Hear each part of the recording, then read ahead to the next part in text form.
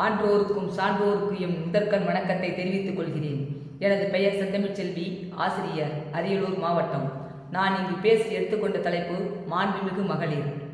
பெண்ணாய் பிறப்பதற்கே மாதவம் செய்திருக்க வேண்டும் என்றார் தேசிகை விநாயகம் பிள்ளை.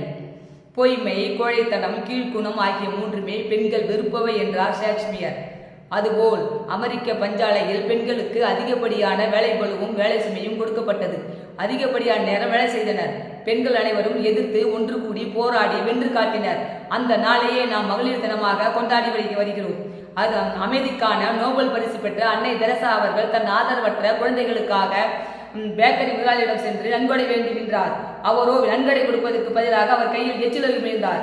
நீங்கள் கொடுத்தது எனக்கு, ஆனால் என் குழந்தைகளுக்கு கொடுங்கள் என்று மதுக்கையை நீட்டிய பெருமை கூறியவர் அன்னை தெரசா ஆவார். வள்ளுவன் வாசகி என்று போற்றப்படும் வாசகி அம்மையார் வள்ளுவர் உணவருந்தி கொண்டிருக்கும் போது வாயற்காவலில் துறவி வந்து நின்று அமுது வேண்டி கேட்டு நின்று கொண்டிருந்தார். வாசகி அம்மையாரோ காதில் விழுந்தும் கூட துறவியை சென்று பார்க்கவில்லை. வள்ளுவர் உணவு உண்ட பின் அவர் தவறு செய்ய வேண்டிய சேவையை முடித்த பின்னே வாயில் அருகே சென்று கவனித்தார். துறவிக்கோ கடும் கோபம் வந்தது. தன் கண்ணை அகல விரித்து பார்த்தார். உடனே வாசகி அம்மையார் கேட்டார், கொக்கன நினைத்தாயா பொங்கனவா என்று கேட்டார். ஏனெனில் அப்பொழுதுதான் காட்டிலிருந்து துறவி வந்திருந்தார். துறவியானவர் காட்டில் மரத்தடியில் உறங்கிக் கொண்டிருக்கும் போது கொக்கு ஒன்று அவர் மீது எச்சமிட்டது. கோபம் பொறுக்காதவன் துறவி அவர்கள் தன் கண்ணை விரித்து பார்த்தார். அந்த மாத்துக்களையே கொக்கானது சாம்பலாகிவிட்டது.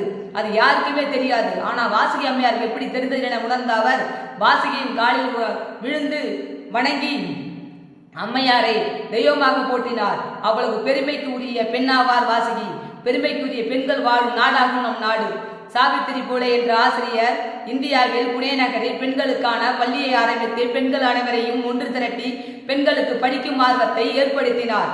அத்துடன் இல்லாமல் தினமும் பள்ளிக்கு செல்லும் போது தான் உடுத்திய உடை மட்டும் இல்லாமல் மற்றொரு சிலையையும் கொண்டு சென்றார். ஏனெனில் அப்பகுதியில் உள்ள அனைவரும் பெண் குழந்தைகளை தவறான வழிக்கு கொண்டு செல்கிறார் என்ற எண்ணத்தில் அவர் மீது சாணியை கரைத்து ஊட்டினர். சாவித்திரி பூலே அவர்கள் எதற்கும் அஞ்சாமல் பள்ளிக்கு சென்றவுடன் மாற்று உடையை உடுத்திக் கொண்டு பெண்களுக்கான கல்வியை கற்பித்து பெண்களை முன்னேற்ற பாதையில் கொண்டு சென்ற பெருமை கூறிய சாவித்திரி பூலே ஆவார். வேலு நாச்சியார் தன் கணவனை கொண்டு தன் நாட்டை கைப்பற்றி ஆங்கிலேயர் எதிர்த்து போரிட்டு மீண்டும் நாட்டை கைப்பற்றி நல்லாட்சி புரிந்து காட்டிய பெருமைக்குரியவர் வேலு நாச்சியார் ஆவார். நம் இந்திய நாட்டின் பெருமையை கூட்டு குடும்பமாக வாழ்வதாகும்.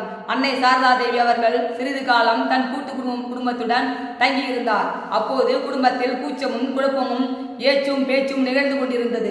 ஆனால் அன்னை சாரதா தேவி அவர்கள் எதையும் கண்டுகொள்ளாமல் தான் ஒரு குடும்ப பெண் போலவே அன்றாட பணியான துவைப்பது, சாமான் கழுவது, சோறாக்குவதில் அனைத்து பணியும் செய்து கொண்டிருந்தார். ஆனால் அவர்கள் சீடர்களுக்கு இது பொறுக்கவில்லை. அன்னையே, தாங்கள் ஏன் இந்த வேலை செய்ய வேண்டும்?